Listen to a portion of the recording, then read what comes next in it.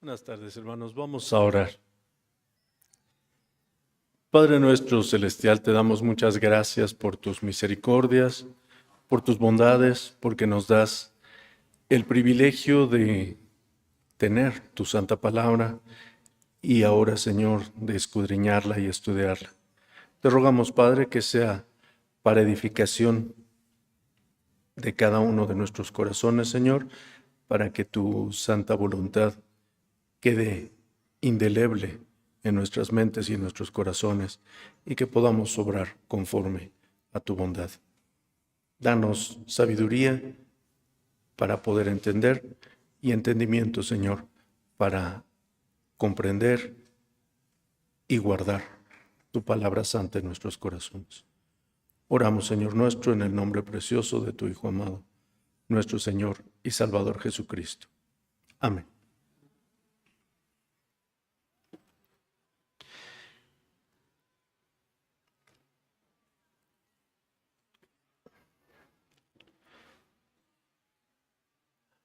Buenas tardes, hermanos.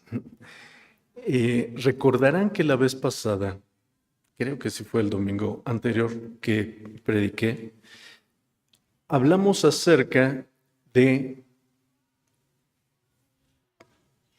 el fundamento de creer en Dios y no creer en Dios como creador. ¿Se acuerdan que hablamos de esto?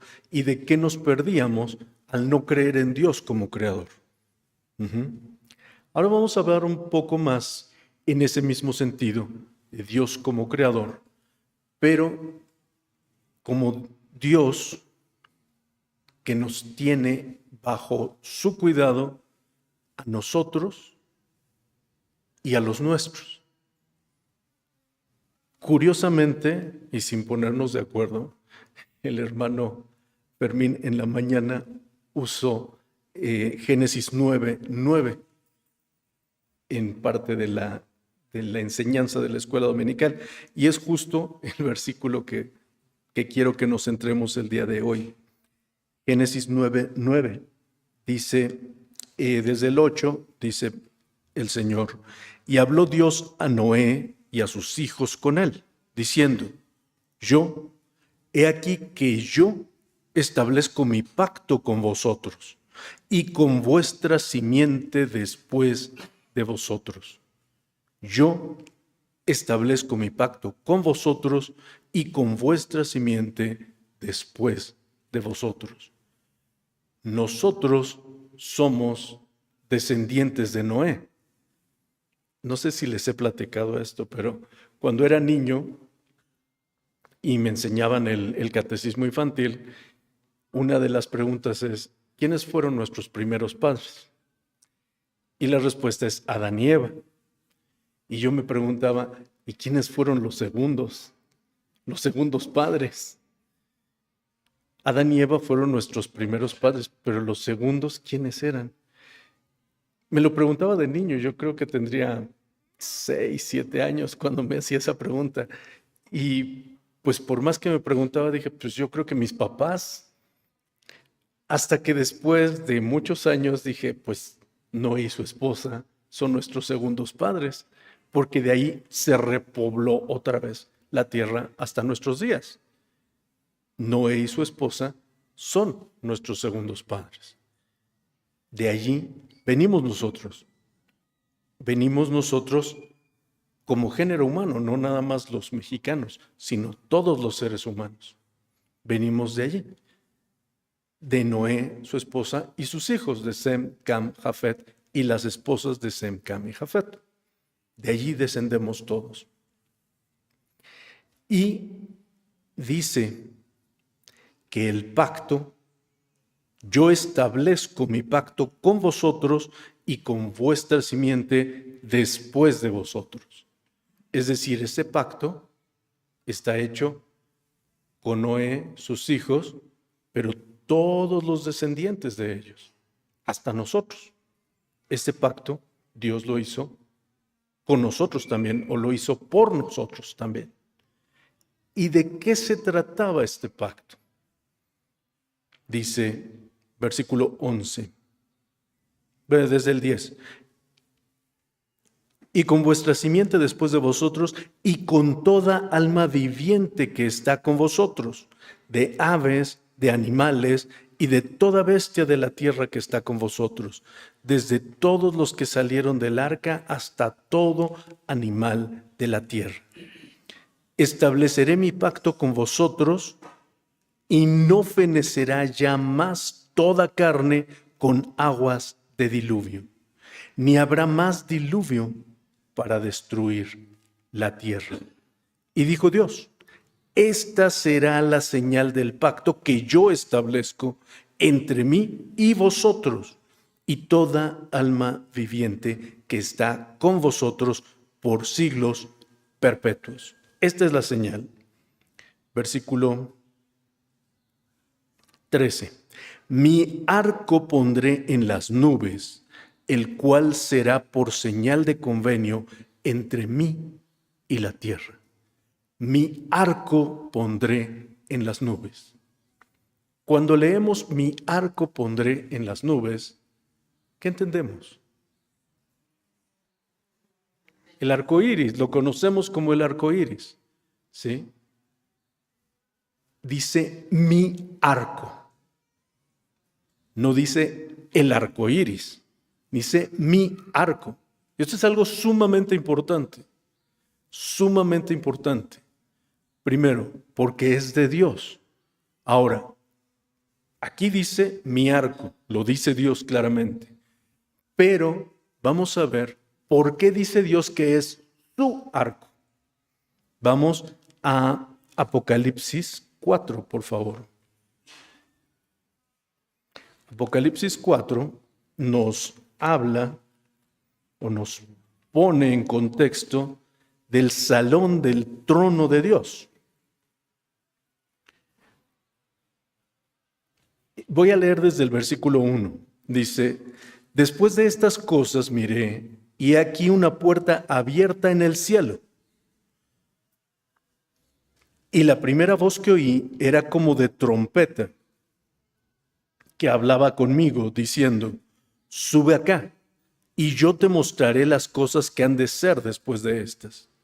Y luego yo fui en espíritu, y he aquí un trono que estaba puesto en el cielo, y sobre el trono estaba uno sentado.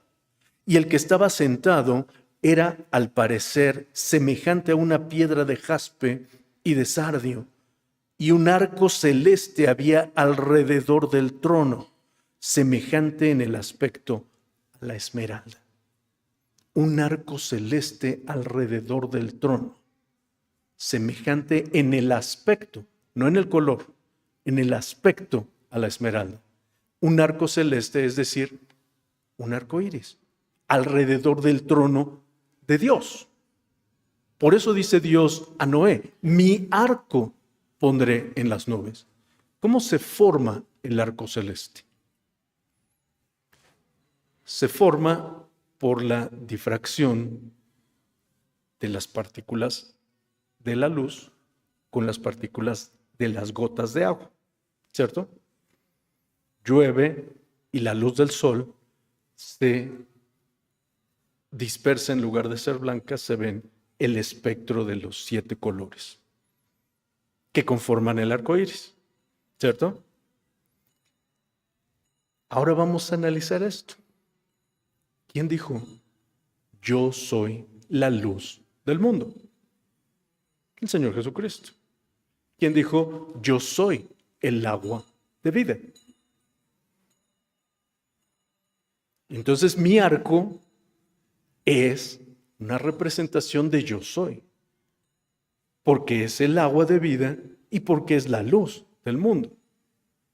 No solo es una maravilla natural, es una señal del pacto de Dios contigo, y el pacto que Dios estableció y puso ese arco como señal es que el planeta no volvería a ser destruido por un diluvio. Y no ha vuelto a suceder.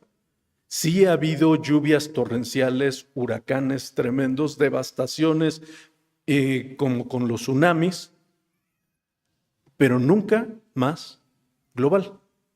Todos han sido locales.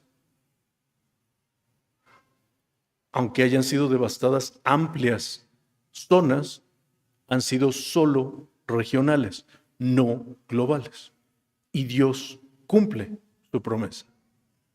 Ahora, fíjense ustedes, estamos hablando de Dios como creador, no solamente como Dios del pacto con el arco celeste, o con mi arco, como lo llama Dios.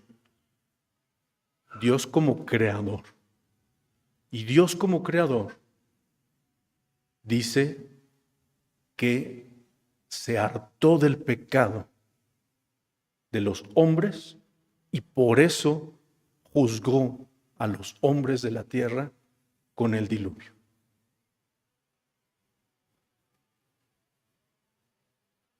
¿Se acuerdan de Sodoma y Gomorra, la historia de Sodoma y Gomorra? Cómo Dios se pregunta si le ocultaría a Abraham los planes que él tenía.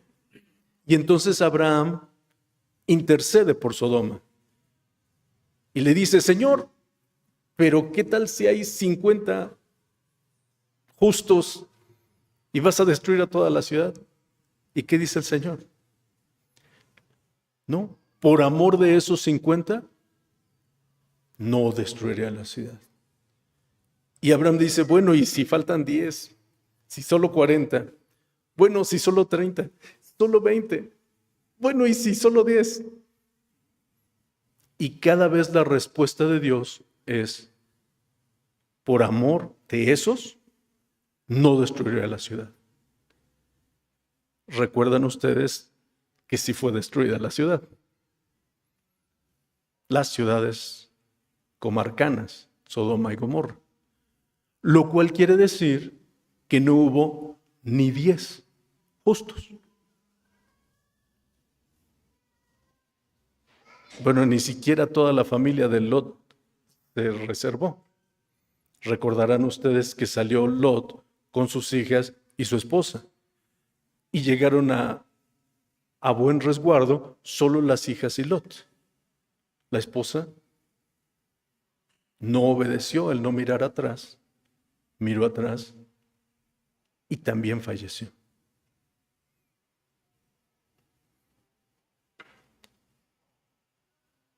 Dios hizo ese juicio porque no había justos.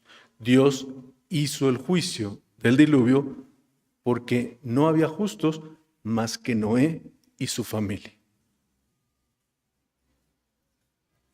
Y Dios estableció el pacto con Noé, sus hijos y toda su descendencia de que no volvería a destruir el planeta con un diluvio.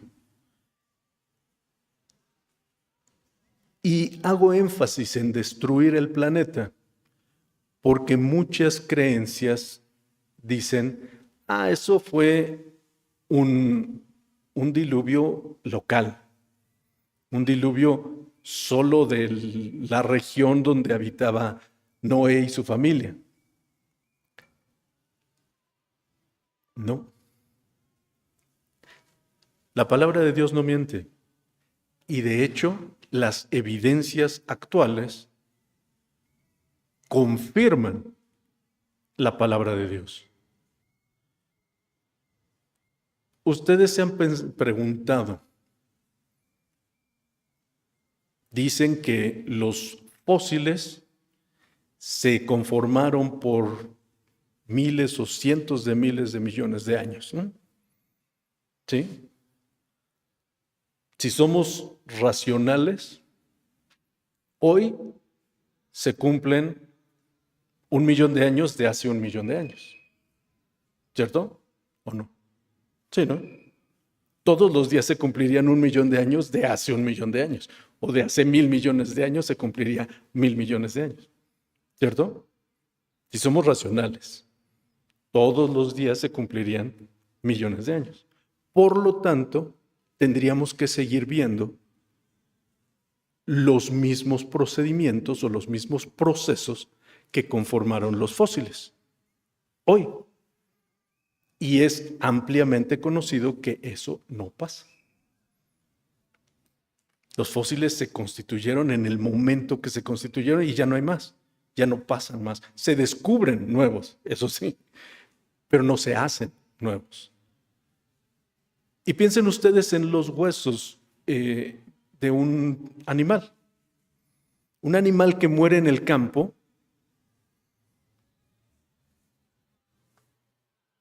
pues muere, queda en el campo. Pueden venir otros animales de rapiña, aves o animales que comen la carne del animal que murió. Quedan los huesos, pero esos huesos no permanecen ahí por la eternidad. Los huesos también se deshacen hasta ser polvo y no se hacen fósiles. ¿Cómo es que se hicieron los fósiles? Por el diluvio, precisamente por el diluvio. La cantidad de agua que cayó, tan inmediata, tan de repente y con tal fuerza que muchos animales quedaron fosilizados en actos que toman segundos. Como por ejemplo, hay fósiles de mosquitos picando un animal. ¿Cuánto se tarda un mosquito en picar? No se tarda millones de años. Ni siquiera millones de segundos. ¿No? Así larguísimo, medio segundo, medio minuto, digamos. ¿Sí? Larguísimo. Apenas unos segundos se lleva el piquete de un mosco. Y sin embargo, hay fósiles de animales siendo picados por moscos. Hay fósiles de animales dando a luz, en donde el bebé está saliendo de su madre y en ese instante quedaron fosilizados. Hay fósiles de animales comiendo, que a lo mejor hay muchos que sí comen durante mucho tiempo, pero no millones de años. Estaban comiendo cuando fueron o quedaron fosilizados. Y si revisamos el registro fósil, vamos a encontrar que en las montañas altas como los Andes, los Alpes suizos, la cordillera del Himalaya, en esas cordilleras tan altas hay fósiles de animales marinos en la parte alta. En las partes altas hay fósiles de animales marinos. ¿Por qué? Por el diluvio. Y estamos hablando de Sudamérica, de Europa y de Asia. Es todo el mundo. Hay fósiles de animales marinos en esas montañas. Y uno podría decir, ¿cómo crees? No hay tanta agua como para cubrir el planeta entero, 8 kilómetros como mide el Monte Everest. No, no hay en este momento agua como para cubrir el Monte Everest y todo el planeta a esa altura. ¿No? Entonces, ¿cómo pasó? Diríamos, lee tu Biblia. Y vamos a leerla en Salmo 104. En el Salmo 104 dice, a partir del versículo 5, les recomiendo que lean todo el Salmo, es un Salmo hermoso y muy ilustrativo. Pero dice, Él fundó la tierra sobre sus basas, es decir, Dios, no será jamás removida. Con el abismo como con vestido la cubriste. Sobre los montes estaban las aguas. ¿Sí escuchamos la voz de Dios? sobre los montes estaban las aguas. A tu reprensión huyeron, al sonido de tu trueno se apresuraron. Subieron los montes, descendieron los valles, al lugar que tú les fundaste. Pusísteles término, el cual no traspasarán, no volverán a cubrir la tierra. Tú eres el que envías las fuentes por los arroyos, van entre los montes, abrevan a todas las bestias del campo, quebrantan su sed los asnos montaraces, etc. Pero el versículo 9 es clarísimo. Pusísteles término, el cual no traspasarán, ni volverán a cubrir la tierra. El pacto de Dios se cumple. El pacto de Dios con Noé y su descendencia se cumple. No volverán a cubrir la tierra. Pero antes, versículo 8. Subieron los montes. Ustedes, hermanos, cuando estudiaron geografía en la secundaria, nos enseñaron cómo se les conoce a los montes geográficamente. Se les conoce como accidentes geográficos, ¿cierto? Accidentes geográficos. Porque la corteza terrestre estaba plana y por alguna cuestión natural dejó de estarlo y empezó a crecer este monte. Algunas veces por volcanes o erupciones volcánicas, otras veces por terremotos, temblores. En este caso fue después del diluvio, por acomodar las placas tectónicas. Si la realidad fuera la evolución, y lo pongo entre comillas, las placas tectónicas las encontraríamos planas. Pero podemos encontrar que las placas tectónicas en muchos lados no solo no son planas, sino son curvas completas. Y a veces son curvas casi como O o como U. En esas formas se encuentran, lo cual nos indica que la tierra, antes de convertirse en roca, fue blanda, porque estaba reblandecida por el agua del diluvio. Y entonces se conforma el mundo después del diluvio como un mundo distinto del que Dios había creado por el pecado del mundo. Si nos damos cuenta, en lo personal hace tiempo, ya ahorita no tengo esa foto, pero tenía en la portada de mi computadora un risco que está al lado del mar, en donde se ve claramente así la tierra. Me gustaba recordar, ese es mi Dios, ese es el Dios de la creación, es el Dios al que yo adoro, es el Dios que yo amo. Y ahí lo tenía constantemente. Ahora tengo otro paisaje muy hermoso, un atardecer con cascadas y con pasto y con un monte y el sol en tonos dorados. Muy, muy hermoso el paisaje. Y lo tengo porque me recuerda que es el Dios creador del universo. Nos damos cuenta de que Dios creó. No solo eso, también cuando estudiamos en la secundaria nos enseñaron que el petróleo era un recurso natural no renovable. Y es cierto, el petróleo es un recurso natural no renovable. ¿Cómo se formó y cómo es que ya no se puede formar, siendo un recurso natural? Por toda la materia orgánica, que en el diluvio tuvo una gran presión y gran calor por la fricción del agua y se conformó el petróleo. Y si no, vean un mapa petrolífero, ¿dónde hay más petróleo? En el Medio Oriente.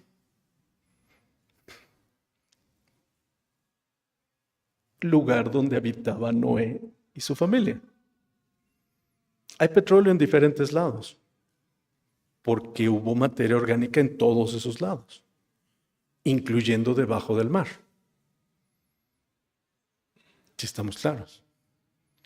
Pero ya no hay procesos naturales que permitan la creación de petróleo. Lo que los científicos han encontrado es que con materia orgánica sometida a suficiente presión y calor, se puede crear petróleo.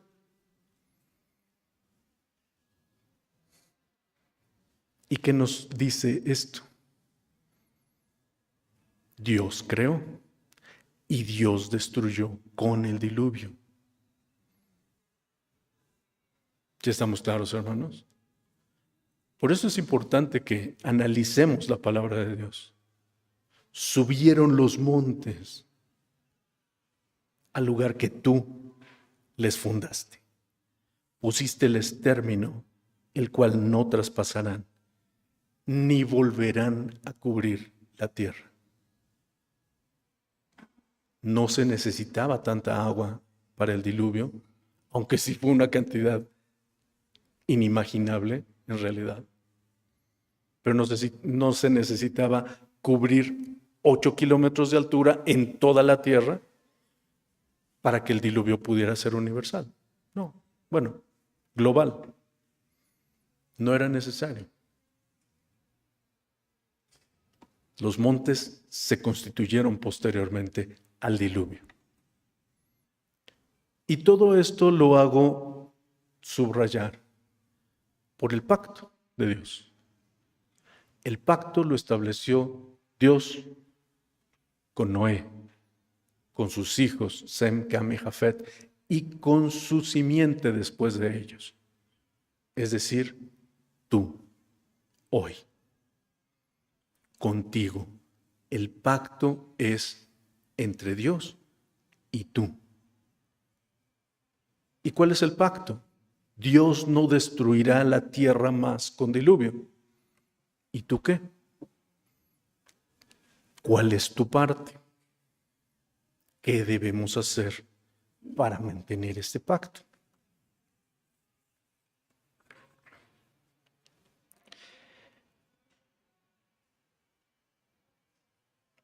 Versículo 17 de Génesis 9. Y dijo pues Dios a Noé: esta será la señal del pacto que he establecido entre mí y toda carne sobre la tierra. Y los hijos de Noé que salieron del arca fueron Sem, Cam y Jafet. Y Cam es el padre de Canaán. Estos tres son los hijos de Noé, y de ellos fue llena la tierra. Desde el principio,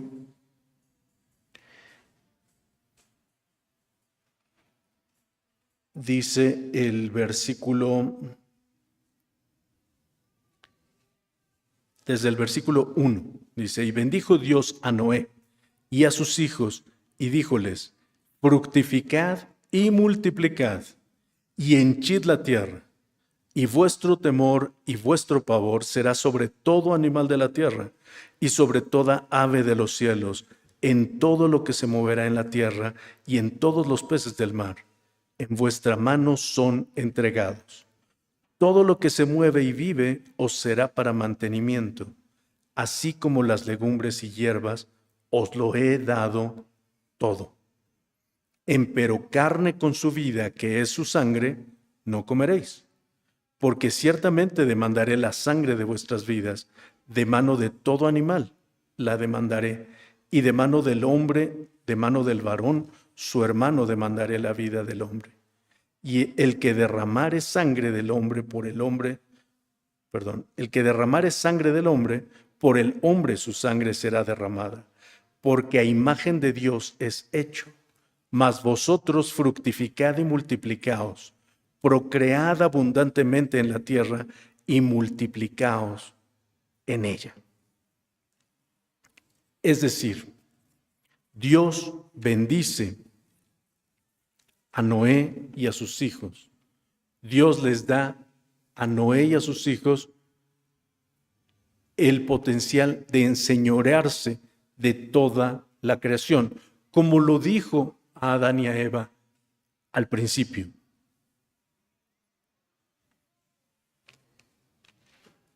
Y de multiplicarse. Y tan multiplicados estamos que hoy somos 8,000 millones de personas en el planeta.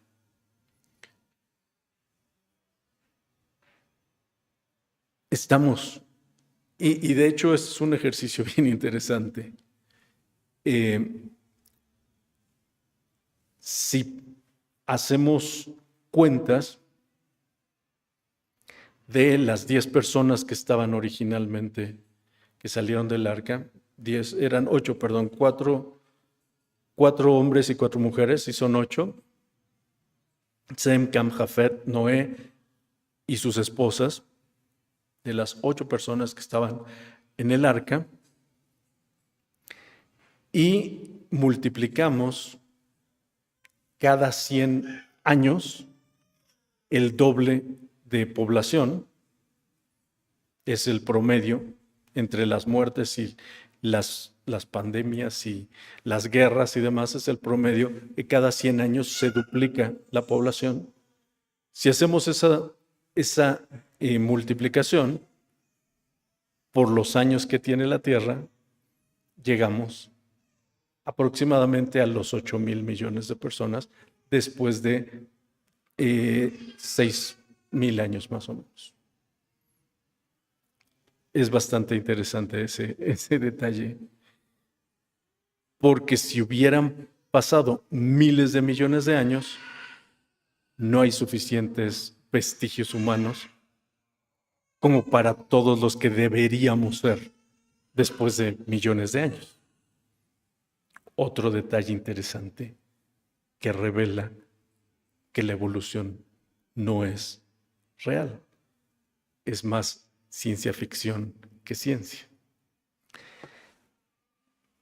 Dios promete no destruir. ¿A quién?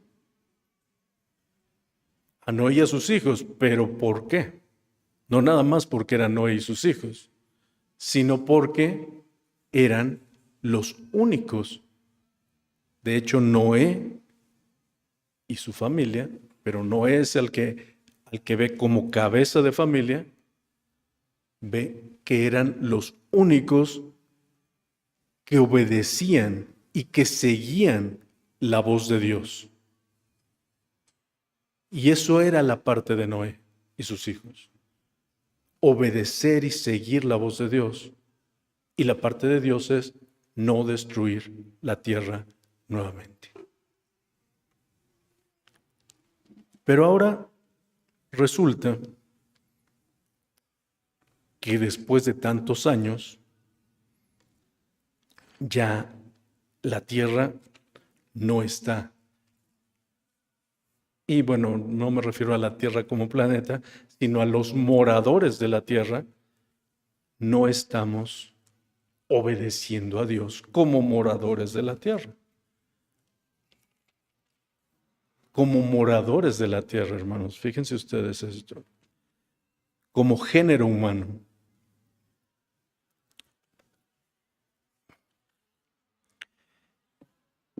Pensemos que el Señor Jesucristo dijo que los postreros días serían como en los días de Noé, como en los días de Lot. Y hoy estamos como en los días de Noé, como en los días de Lot. Hoy estamos en esos días. Y a ti, como heredero del pacto, ¿qué te corresponde ser? Como Noé y como Lot, los que sean preservados del juicio. ¿Y por qué fueron preservados? Por ser justos delante de Dios. Tu pacto es mantenerte en justicia delante de Dios. El Dios creador de todo, de todo el mundo y de todo el universo. En la mañana también, en la pregunta del Catecismo Mayor, nuestro hermano Carlos nos enseñaba cómo debemos orar. ¿Y cómo debemos orar? Lo primero que incluye esta pregunta del Catecismo Mayor, dice que debemos reconocer la dignidad de Dios.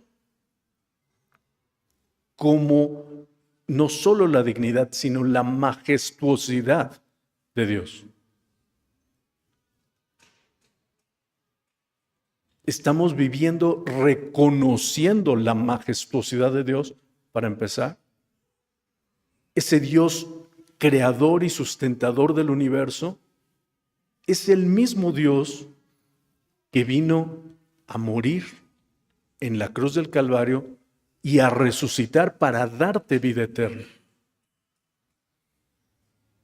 ¿Reconocemos esa majestuosidad de nuestro Dios en nuestras vidas? Vivimos tomando en consideración, teniendo en cuenta a ese Dios omnipotente, omnisciente, omnipresente, santo, puro, limpio, y vivimos conforme a ello, entonces estamos conforme al pacto de Dios con nosotros y con Noé. Pero si no, hay que revisar, hay que tomar en consideración lo que está pasando. En alguna ocasión, hablando acerca de cómo vemos o cómo apreciamos a Dios, alguien nos enseñaba diciendo, es que Dios es un Dios extraordinario, es un Dios magnífico. No podemos decirle Diosito, porque no. Mi Dios no es un Diosito, mi Dios es un Dios magnífico, es un Dios enorme, es un Dios omnipresente en todo el universo. O sea, es mucho más grande de lo que podemos imaginarnos. No le podemos decir Diosito. Sí. Nos damos cuenta. Y no solo eso. De acuerdo a cómo tú ves a Dios, hablas. De acuerdo a cómo tú ves a Dios, oras. De acuerdo a cómo tú ves a Dios, asistes a su casa de oración. De acuerdo a cómo tú ves a Dios, te comportas fuera de la casa de Dios. Porque si tú crees en ese Dios omnipotente, eso va a conducir tu vida. Si tú temes a ese Dios, y no un temor de pavor, un temor de miedo, sino una reverencia absoluta delante de Dios, entonces vas a vivir conforme al pacto de Dios con Noé y con nosotros. ¿Ya estamos claros, hermanos? ¿Nos damos cuenta de lo importante que es? Y por eso empecé con la parte de Dios, porque Dios ha cumplido hasta hoy. Y hoy todavía tenemos, de hecho hace unas semanas, no sé si lo vieron porque hasta en las noticias salió, se vio un círculo celeste, no solo un arco, sino un círculo celeste alrededor del sol. Salió en las noticias y en los noticiarios, lo mencionaron y sacaron fotos y videos. Y algunas personas incluso lo hicieron desde su celular y lo vieron. Y estaban maravillados y decían, wow, qué cosa más hermosa, qué belleza, qué fenómeno natural tan espectacular. Sí, pero dice Dios, que cuando viere ese arco celeste, su arco, Él se va a acordar del pacto. ¿Y tú qué haces cuando ves ese arco? Solo lo disfrutas, lo gozas, lo alabas incluso, pero ¿te acuerdas del pacto? ¿Te acuerdas qué implica ese arco celeste en tu vida para reconocer al Dios creador de todas las cosas como tu Dios personal, el único Dios vivo y verdadero? ¿O lo vemos como un bonito momento de la tarde o de la mañana o del día y seguimos haciendo lo que nos toca hacer? Pensemos eso, porque esa es la señal del pacto. Y Dios se acuerda cada vez que lo ve, porque es su arco que está en su trono. Y recordemos que ese arco celeste se conforma con la luz y con el agua. La luz del mundo y el agua de vida, que es nuestro Señor Jesucristo. Ese pacto nos recuerda nuestra salvación también. La preservación de Noé, su familia y los animales en el arca, y la nuestra también.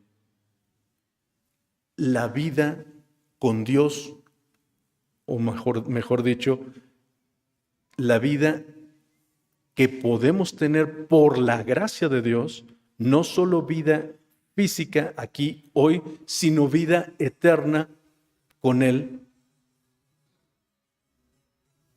Esa vida nos la recuerda el arco del pacto, el arco de Jehová, el arco del trono celestial, el arco que nosotros llamamos arco iris, nos recuerda que debemos ser consagrados a Dios, que debemos reconocer la magnificencia de Dios, que debemos vivir con Dios en nuestra noticia y que eso nos recuerda también la salvación que tenemos en nuestro Dios. Qué hermoso, ¿verdad? Qué maravilloso. ¡Qué bendición! Queremos ver más arco iris para recordarnos esas bendiciones, esas bondades, pero también para recordarnos que debemos vivir por Cristo y para Cristo, por el Señor y para el Señor, consistentemente, conscientemente y permanentemente, hasta que Él nos llame a su presencia, y ya en su presencia lo continuaremos haciendo por su gracia y por su bondad. Dios les bendiga, hermanos.